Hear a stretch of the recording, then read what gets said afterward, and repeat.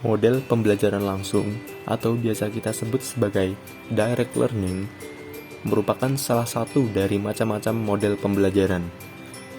Model pembelajaran langsung mempunyai ciri-ciri sebagai berikut. Yang pertama, adanya tujuan pembelajaran dan pengaruh model pada siswa termasuk prosedur penilaian belajar. Kedua, sintaks atau pola keseluruhan dan alur kegiatan pembelajaran. Dan yang ketiga, sistem pengelolaan dan lingkungan belajar model yang diperlukan agar kegiatan pembelajaran tertentu dapat berlangsung dengan berhasil. Pengertian pembelajaran langsung merupakan salah satu model pengajaran yang dirancang khusus untuk mengembangkan belajar siswa tentang pengetahuan prosedural dan pengetahuan deklaratif yang terstruktur dengan baik dan dapat dipelajari selangkah demi selangkah. Yang dimaksud dengan pengetahuan deklaratif atau dapat diungkapkan dengan kata-kata adalah pengetahuan tentang sesuatu. Sedangkan pengetahuan prosedural adalah pengetahuan tentang bagaimana melakukan sesuatu. Menurut Arens dalam Sugiarto mengatakan, model pembelajaran langsung dikembangkan secara khusus untuk meningkatkan proses pembelajaran para siswa, terutama dalam hal memahami sesuatu atau pengetahuan dan menjelaskannya secara utuh sesuai pengetahuan prosedural dan pengetahuan deklaratif yang diajarkan secara bertahap. Model pembelajaran langsung adalah model pembelajaran yang sangat menekankan terhadap penguasaan konsep ataupun perubahan perilaku dengan cara mengutamakan pendekatan deduktif. Kelebihan model pembelajaran langsung ini sendiri tergolong sangat banyak. Di antaranya, yang pertama, dapat mengendalikan isi materi. Kelebihan pertama ialah bisa mengendalikan isi materi, lengkap dengan urutannya, sehingga Anda bisa mempertahankan fokus para siswa dan fokus pada apa yang memang akan dicapai dari proses pembelajaran tersebut. Kedua, cocok untuk kelas yang besar ataupun yang kecil. Model pembelajaran direct learning ini cocok diterapkan karena model pembelajaran langsung sangat efektif, baik di kelas-kelas besar maupun kelas-kelas kecil. Yang ketiga, menaikkan kemampuan siswa dalam mendengarkan dan mengamati. Adapun kelebihan model pembelajaran langsung yang selanjutnya ialah akan menekankan siswa untuk menjadi pendengar yang baik, sekaligus bisa menjadi pengamat yang handal. Keempat, membuat siswa merasa tertantang. Model pembelajaran direct learning ini juga bisa membuat siswa menjadi lebih tertantang, yakni ketika mempertimbangkan kesenjangan yang ada antara teori dengan kenyataan yang ada di sekitarnya. Kelima, menekankan poin penting. Dalam berbagai materi, tentu ada berbagai poin penting yang ingin Anda sampaikan ketika mengajar. Nah, pada model pembelajaran langsung, bisa Anda gunakan saat akan menekankan beberapa poin penting atau bahkan kesulitan yang bisa saja dialami oleh para siswa. Dengan demikian, mereka bisa menyampaikan kegelisahannya. Keenam, solusi bagi siswa yang tidak begitu suka membaca. Bagi siswa yang tidak suka membaca, menyampaikan informasi dengan model pembelajaran satu ini bisa menjadi solusi yang paling baik dan efektif. Dan yang terakhir, menyampaikan banyak hal. Anda bisa menyampaikan berbagai macam informasi yang mungkin saja tidak ada di dalam buku, sehingga akan membuat pengetahuan para siswa bertambah. Misalnya, dengan menjelaskan dan memaparkan penelitian mutakhir. Itulah penjelasan singkat mengenai metode pembelajaran langsung atau biasa kita sebut sebagai direct learning. Berikut ini merupakan contoh dari video pembelajaran yang menggunakan metode pembelajaran langsung. Bismillahirrahmanirrahim. Assalamualaikum warahmatullahi wabarakatuh. Waalaikumsalam warahmatullahi wabarakatuh. Ya, selamat siang teman-teman semua. Ya, bertemu lagi dengan saya Pak Yoga di mata kuliah desain grafis. Oke, jadi untuk materi hari ini kita masih awal-awal kan ya, masih membahas mengenai dasar-dasar dan prinsip pada desain grafis. Jadi apa sih desain grafis itu? Pasti teman-teman pada bertanya-tanya nih, apa sih desain grafis itu? Mengapa desain grafis itu penting? Jadi, desain grafis itu adalah rancangan atau proses komunikasi menggunakan elemen visual seperti tipografi, fotografi, serta ilustrasi yang dimaksudkan untuk menciptakan persepsi akan suatu pesan yang akan disampaikan. Oke, jadi mengenai desain grafis itu ada beberapa prinsip yang di dalamnya. Contohnya ada kesatuan, keseimbangan, kontras, proporsi, irama, harmoni, dan juga penekanan. Nah, prinsip-prinsipnya kok banyak banget ya, ada 7 ya. Jadi kita mulai kulik satu-satu nih. Yang pertama tuh ada kesatuan. Apa sih kesatuan itu? Kesatuan itu seperti prinsip dari komposisi, yaitu semua bagian bentuk harus saling memiliki keterkaitan. Keterkaitan bisa diciptakan dari sebuah bentuk lainnya yang saling menghubungkan seluruh bentuk tersebut atau disebut dengan prinsip hubungan. Jadi kesatuan membantu membuat elemen-elemen pada sebuah objek saling berdekatan sehingga mereka akan terlihat bersatu atau memiliki bersama. Jadi desain grafis itu kan lebih pentingnya di praktek nih. Untuk praktek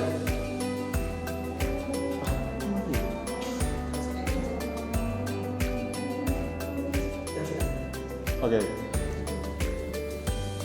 Nah, tadi kan kita sempat membahas nih, apa sih dari kesatuan itu? Nah, saya punya satu jenis proyek yang sudah saya kerjakan. Nah, kesatuan itu kayak seluruh komposisi yang ada di dalam suatu objek tersebut. Mulai dari judul ataupun aset-aset yang lainnya yang melengkapi jadi suatu objek itu terlihat bagus ataupun saling melengkapinya. Seperti penjelasan-penjelasannya ataupun logo-logonya ataupun yang ada di bawah atau atas, jadi saling melengkapi. Itu yang dimaksud dengan kesatuan. Nah, kita lanjut ke yang kedua. Yang kedua itu ada keseimbangan. Nah, apa sih keseimbangan itu? Keseimbangan secara visual diartikan sebagai suatu kondisi yang sama, baik itu secara horizontal, kanan kiri maupun vertikal, atas bawah. Unsur keseimbangan desain meliputi bentuk, tekstur, nilai, ukuran, dan warna. Keseimbangan dalam sebuah desain dibuat agar orang dapat dengan nyaman melihatnya. Nah, untuk unsur keseimbangan yang ada di proyek kali ini, contohnya seperti ini. Saya menganut keseimbangan yang ada di kanan kiri, walaupun tidak terlalu selaras, tapi masih menekankan unsur keseimbangan. Dan juga ini yang di judul, pasti saya taruh di tengah biar terlihat estetik dan juga sesuai dengan konteksnya. Oke, untuk yang selanjutnya ada kontras. Nah, kontras itu tak kalah penting sih. Terdapat hal untuk menghindari elemen desain dalam suatu halaman yang terlihat sama atau serupa yang disebut dengan kontras. Nah, untuk penerapan kontras sendiri pada proyek kali ini bisa dilihat di warna teks yang saya terapkan seperti putih dan juga kuning untuk menghindari tabrakan warna yang ada di background yang menggunakan warna ungu dan juga gradasi warna-warna seperti pink dan oranye ini. Jadi saya menekankan warna putih dan kuning agar terlihat jelas dan dapat dibaca. Oke, untuk selanjutnya elemen selanjutnya itu ada proporsi. Nah, proporsi desain juga memenuhi prinsip yang berarti perbandingan ukuran yang digunakan untuk membantu membandingkan panjang dan lebar antara gambar dengan bidang gambarnya. Untuk membuat desain yang proporsional, kalian bisa menggunakan kotak untuk membuat kerangka dengan margin, kolom, dan jarak sehingga membentuk suatu keserasian. Nah, di sini saya menggunakan Adobe Illustrator. Di sini juga bisa menerapkan grid-grid yang membuat desain-desain teman-teman menjadi proporsional. Jadi kita bisa mengatur judulnya berada di tengah. Nah, ini bisa dilihat teman-teman, bisa lihat garis-garisnya. Jadi teman-teman bisa menyesuaikan proporsionalnya apabila yang di tengah. Bisa langsung di sini juga menggunakan align tengah, jadi teksnya langsung berada di tengah. Jadi jangan khawatir jika teman-teman merasa gampang merasa perfeksionis. Jadi di Adobe Illustrator bisa menerapkan unsur proporsional dengan sangat mudah. Oke, selanjutnya itu masih ada irama. Irama, apa sih irama itu? Irama itu menjadi sebuah pola pengulangan terus-menerus secara teratur yang dibuat dari adanya unsur-unsur yang berbeda. Irama dapat mengajak mata kita untuk mengikuti pergerakan objek. Dalam desain, prinsip irama sesungguhnya adalah hubungan pengulangannya dari beberapa bentuk-bentuk indera rupa yang menjadi kunci visual ritme. Nah, untuk irama kali ini saya menggunakan konsep seperti di luar angkasa. Jadi banyak pengulangan-pengulangan seperti aset-aset batuan yang terbang ataupun bulan. Jadi menguatkan dari irama tersebut. Oke, untuk selanjutnya masih ada harmoni. Nah, harmoni guys, selanjutnya ada prinsip harmoni atau keserasian yang memiliki fungsi sebagai faktor yang mengamankan agar suatu desain tidak terkesan terlalu ramai. Jika kontras memberikan kesan kuat dan aktif sehingga menarik perhatian, harmoni justru akan menunjukkan kesan pasif. Kalau untuk yang proyek satu ini bisa dibilang terlalu ramai sih. Ini masih ada juga untuk proyek selanjutnya. Nah, di sini juga menggunakan konsep harmoni. Jadi hanya di bagian bawahnya, yang atas, bagian teks ke atas itu saya buat bersih agar terlihat jelas teksnya. Jadi bisa menerapkan unsur harmoni pada desain-desain teman-teman. Oke, yang terakhir nih ada penekanan. Penekanan itu perlu banget di desain, memiliki prinsip penekanan. Berarti dalam desain itu harus menjadi fokus atau mendapatkan perhatian pertama. Pada bagian penekanan ini, tata letak merupakan kebutuhan yang penting untuk menarik pandangan orang. Jadi, desain bukan semata-mata untuk membuat karya yang bagus saja. Pasti harus ada unsur dan tujuan yang mau ditujukan kepada pendengar ataupun pelihat. Nah, pada kali ini saya menekankan pada judul extended yang berarti perpanjangan waktu pendaftaran. Nah, di sini saya buat outline-nya menggunakan shadow dan juga masih merasa terang gitu. Jadi saya penekanan menggunakan warna kuning dan juga shadow yang terlalu tebal juga. Oke, jadi itulah konsep-konsep yang ada di desain grafis, prinsip-prinsip desain grafis. Ada kutipan dari Charles Eames, desain adalah ekspresi sebuah tujuan. Dan mungkin jika itu cukup baik, nantinya akan disebut sebagai sebuah seni. Jadi desain itu tergantung pada seberapa besar sebuah batasan dan bagaimana metode yang dilakukan. Akan selalu ada batasan dan biasanya termasuk dalam etika. Oke, jadi itu sih prinsip-prinsip dari desain-desain grafis. Saya mau minta bantuan teman-teman nih buat mereka ulang konsep-konsep prinsip-prinsip yang ada di desain-desain grafis tadi. Bisa memberikan contoh yang ada di proyek kali ini. Oke, untuk yang kesatuan, mungkin dari teman-teman ada yang ingin menjelaskan nggak kesatuan yang ada di proyek yang saya tampilkan kali ini? Mungkin kalau nggak, bebas deh mau milih 1 sampai 7. Mungkin dari kontrasnya, mau menjelaskan kontrasnya di bagian yang mana, keseimbangannya di bagian yang mana, ataupun proposisi yang di bagian mana. Oh iya, satu-satu. Saya Pak, saya mau menjawab untuk yang kesatuan. Dan menurut saya di dalam poster tersebut sudah terdapat kesatuan, yaitu komposisi dari gambar. Bisa dicontohkan misalkan terdapat judul dan logo dan beberapa aset di dalamnya. Itu Pak. Oke, baik. Benar. Baik, terima kasih untuk Mas Dimas tadi ya. Mas Dimas. Jadi kesatuan yang ada di proyek kali ini membentuk suatu elemen-elemen dan kombinasi-kombinasi yang ada di proyek tersebut. Oke, selanjutnya nih masih ada 6 sampai 5 poin lagi yang mau dijelaskan. Oke, siapa yang bersukarela untuk menjelaskan salah satunya? Saya ingin menjawab yang nomor 7, yaitu penekanan.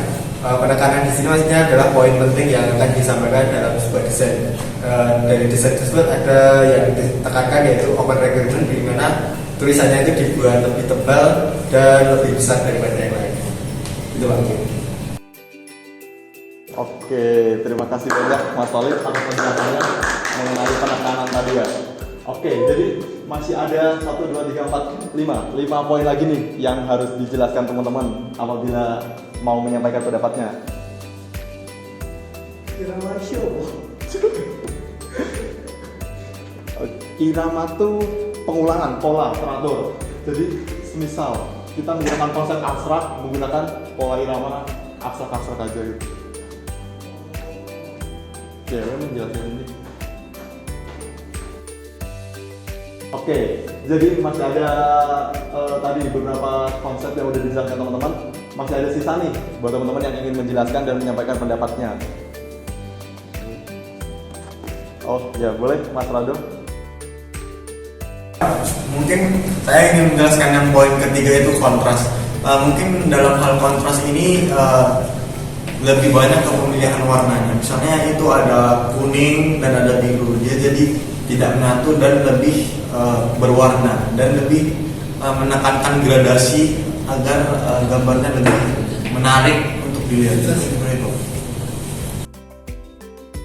Oke, terima kasih banyak Mas Rado atas penjelasan mengenai kontras tadi. Oke, masih ada beberapa prinsip lagi nih yang harus dijelaskan teman-teman. Oke, dari Dion yang mungkin ingin menjelaskan. Baik Pak, saya akan menjelaskan yang nomor 2 tentang keseimbangan. Menurut saya dari yang saya lihat dari proyek yang telah kami buat, keseimbangan tersebut terdapat pada table of content yang dimana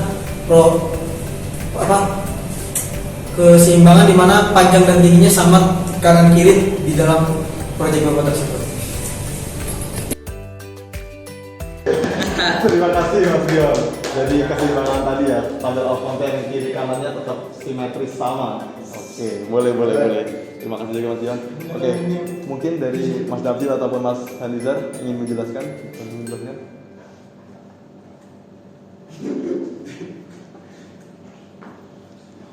Apa Ra? Sip. Oke. Masih cukup kok. Oke, tadi berarti udah dijelaskan teman-teman mengenai kesatuan, keseimbangan, kontras, proposisi, irama, harmoni, dan juga penekanan. Itulah prinsip-prinsip yang ada di desain grafis. Jadi teman-teman jika ingin mau melangkah ke arah dunia desain, bisa juga nih mencoba-coba. Ada beberapa software yang bisa dicoba ataupun di-download seperti Adobe Illustrator, CorelDRAW, dan juga Photoshop. Jadi untuk Photoshop sendiri berbasis bitmap. Jadi menggunakan foto-foto ataupun semisal teman-teman mau mengarah ke vektor bisa menggunakan Adobe Illustrator atau juga CorelDRAW. Oke, jadi itu tadi beberapa proyek yang sudah saya tampilkan. Seperti ini juga mengandung kesimetrisan mengenai eduvasi yang di tengah dan juga ini kontras dan menggambarkan proposisi untuk bulu-bulunya. Terus juga penekanan juga yang ada di warna eduvase-nya dan juga Education Festival, dan juga bertolak belakang lah dengan background-nya yang putih cerah jadi terlihat timbul. Oke, untuk Photoshop sendiri, malu saya. Untuk Photoshop sendiri bisa menggunakan foto ataupun ini bisa menggunakan konsep kontras tadi, jadi fotonya terlihat timbul, menggunakan shadow di belakangnya. Proposisi juga, fotonya kita tampilkan di tengah. Terserah, sekreatif kalian. Desain itu tidak ada batasannya, tergantung kalian masing-masing. Batasannya itu kalian sendiri.